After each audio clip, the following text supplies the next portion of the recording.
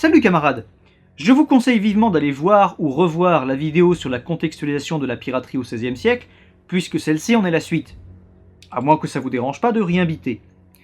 On s'était quitté sur les tumultes européens du XVIe siècle entre Français, Anglais, Espagnols, Hollandais, Portugais, chacun cherchant à imposer sa puissance face aux autres, sur les mers du monde comme sur l'échiquier européen. Alors ça s'est calmé sur la fin de siècle, mais évidemment on n'a pas pu en rester là. Chacun en profita pour se préparer du mieux possible à affronter le grand siècle à venir, le XVIIe siècle, histoire d'imposer à nouveau sa puissance aux autres. Et pour ça tous les moyens sont bons. Innovation technologique, guerre ouverte, colonisation, contrebande, et au milieu de tout ce bordel, piraterie et flibuste qui ont réussi à s'adapter pour entamer leur plus célèbre âge d'or.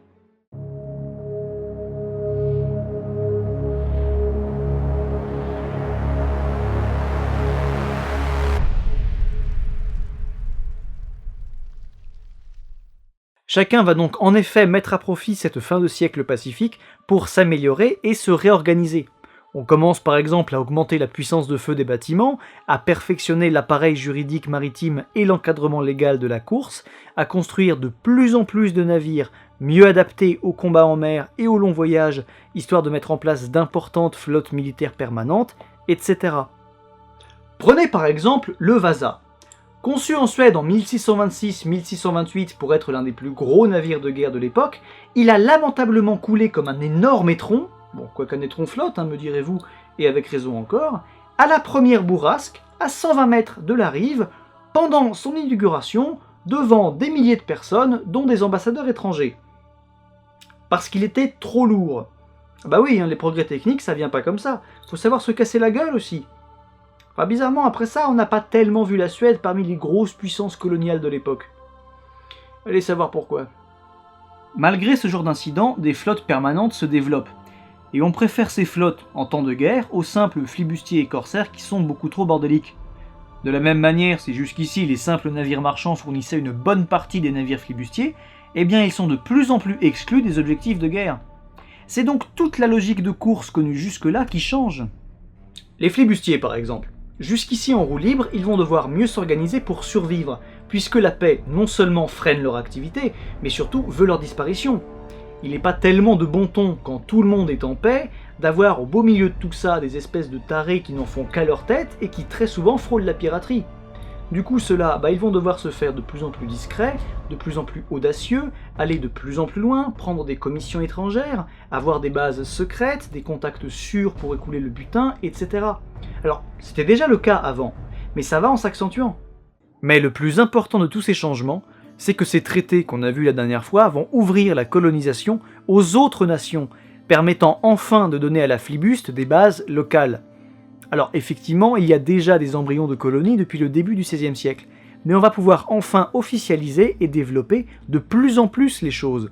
Les Français, par exemple, vont pouvoir s'y mettre du Québec en 1608 à la Guyane en 1643, en passant par Saint-Christophe en 1624, ou encore la Guadeloupe et la Martinique en 1635, et surtout la très célèbre île de la Tortue et les côtes occidentales de Saint-Domingue, à partir véritablement de 1640. Et on en reparlera, croyez-moi. Les Anglais en ont évidemment aussi, notamment leur plus célèbre, la Jamaïque, prise en 1655, et qui deviendra un éminent foyer de la flibuste. Ils tiennent aussi une poignée d'îles moindres, comme la Barbade en 1627, qui leur servent soit de relais ou de plantation. Les Hollandais, eux, tiennent dès 1634 l'île de Curaçao, qui sera leur plus importante base, ainsi que quelques autres comme Aruba, Saint-Eustache ou encore Saint-Martin, qu'ils partagent avec les Français. Ces nouvelles colonies, il faut correctement les administrer, les organiser et les rendre économiquement profitables, ce qui d'ailleurs implique souvent de faire de la course un objectif officiel. Toujours est-il qu'à cette fin, chacun se met à créer des compagnies, une sorte de grosses entreprises commerciales de l'époque, en gros, qui vont parfois directement diriger ces colonies et toujours chercher à en fonder plus loin. On a par exemple la WIC néerlandaise, la Compagnie de Saint-Christophe chez les Français, ou encore la fameuse Compagnie des Indes orientales chez les Anglais. Voilà, Pirates des Caraïbes, tout ça. Mais qui dit expansion, dit tension. Le conflit reprend en effet assez vite, notamment avec la guerre de 30 ans, de 1618 à 1648, qui va ravager l'Europe entre presque tout le monde en fait.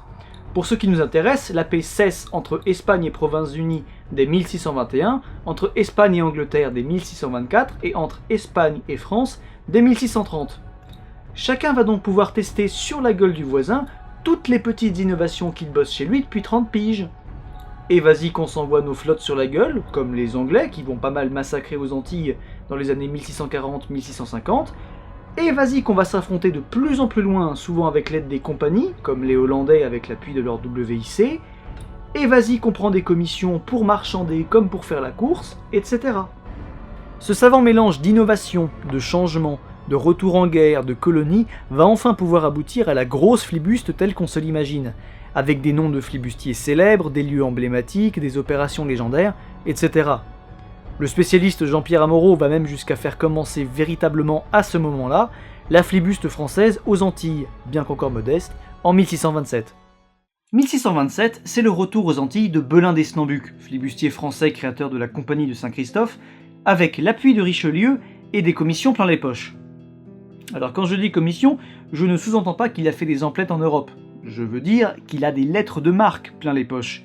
Car cette Compagnie de Saint-Christophe, elle affiche clairement un objectif de course, histoire de rendre la colonie rentable. Et pour le moment, ça va surtout s'appuyer sur des navires de passage, plutôt que sur un armement local de flibustiers. La colonie est encore un petit peu trop jeune pour avoir les moyens de se permettre tout ça. Mais, me direz-vous, quelle est du coup la différence avec le XVIe siècle? Et pourquoi ce que je dis là ne correspond pas à ce que je disais tout à l'heure? Eh bien justement parce qu'on assiste à un clivage de plus en plus net entre ce que veut l'État loin là-bas en Europe avec ses réformes irréalisables et ce qu'impose la réalité, la situation et la logique locale. Et concilier les deux est très souvent impossible, ce qui oblige les locaux à faire des choix, maquiller les faits et souvent faire appel à des mecs un peu louches pour régler leurs problèmes. Et c'est précisément là-dessus que les pirates et flibustiers se sont dit qu'il y avait masse de pognon à se faire. À leurs risques et périls. Mais ça, ils le savent. Mais pour le moment, ce ne sont pas les Français qui s'affirment le plus à l'époque. Ce ne sont pas non plus les Anglais, même si à l'époque ils font déjà pas mal de razzias. De 1620 à 1640, ce sont les Hollandais qui sont à l'honneur, s'appuyant aussi bien sur leur compagnie que sur leur nouvelle base flibustière fraîchement conquise. On trouve de grands noms comme Cornelis Jol, dit Jambe de Bois, ou encore Hendrix Jacobs Lucifer, ou encore son fils présumé Diego Diaz Lucifer, dit le Mulâtre, qui a quand même passé 40 ans en mer, au service soit de la Hollande, soit de la France. La logique elle est partout la même. Vu qu'on n'a pas assez de thunes pour coloniser suffisamment bien, on va piller un max de blé jusqu'à ce qu'on en ait suffisamment pour coloniser efficacement. En revanche, si les débuts de la flibuste française sont un peu plus modestes, c'est aussi parce qu'à ce moment-là, on préfère se concentrer sur l'interlope, le commerce en douce, la contrebande si vous préférez. C'est super rentable! Le spécialiste Jean-Pierre Moreau va jusqu'à le qualifier de nouvel or. Jugez plutôt, la livre de tabac s'achetait 4 reales aux Antilles pour se revendre 50 en Europe. Ne me demandez pas combien ça fait 4 reales, j'ai dit que je faisais pas les monnaies. Et puis, pas besoin de savoir combien ça fait pour se rendre compte que 1150% de profit, c'est bien. On comprend donc que beaucoup de flibustiers échangeaient leur butin contre du tabac avant de traverser l'Atlantique. Mais pour lutter contre ce commerce, les Espagnols, furax, vont dépeupler pas mal d'îles et interdire la culture du tabac. Ce qui va juste pousser les Français à s'implanter de plus en plus et à créer leur propre plantation. C'est d'ailleurs pour ça que Jean-Pierre Moreau voit dans le tabac un moteur de la colonisation. Voilà donc le merdier qui précède l'âge d'or de la flibuste et de la piraterie aux Antilles. Mais si on se penche sur les résultats de cette agitation, notamment sur le bilan pour les Espagnols, que constate-t-on? Eh bien que leurs pertes sont minimes. L'Espagne, et le Portugal avec, puisqu'entre 1580 et 1640 les deux couronnes sont réunies, n'ont pas tant morflé que ça par rapport à ce qu'ils encaissaient. Et en plus, vu qu'ils jouaient eux aussi à la course dans la mer du Nord contre la Hollande, ils ont pas tant à se plaindre que ça. Donc ça fait 2 vidéos que je vous bassine avec les branlées que prennent les Espingouins pour en fait vous dire qu'ils s'en tamponnent. Pourquoi? Une remarque?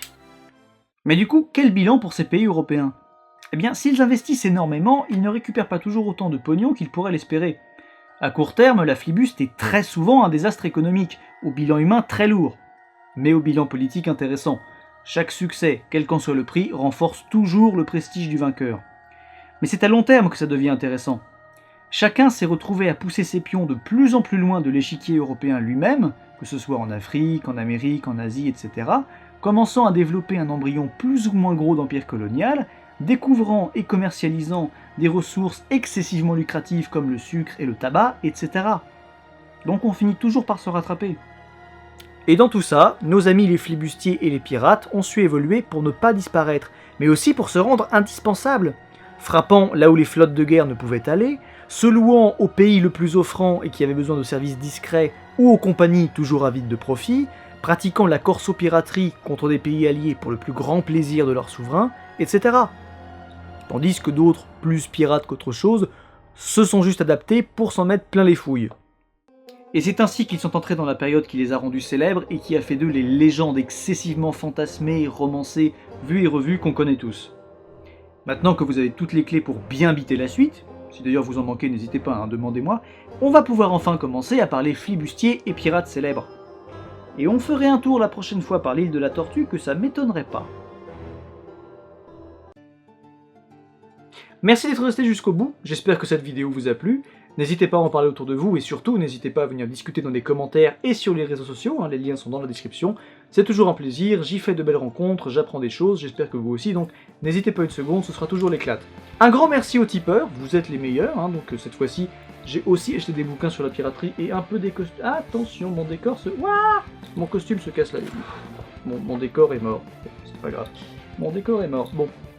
Donc un immense merci à vous, comme ça je pourrais acheter du scotch par exemple pour refixer cette carte. Si vous en avez les moyens et que vous en avez envie, vous pouvez donc le faire sur le site Tipeee, donc le lien est dans la description. Sur ce mes amis, une bonne soirée, une bonne fin de journée, une bonne matinée, je ne sais pas ce que vous faites, je ne sais pas quand vous regardez cette vidéo, en tout cas, éclatez-vous bien et à bientôt.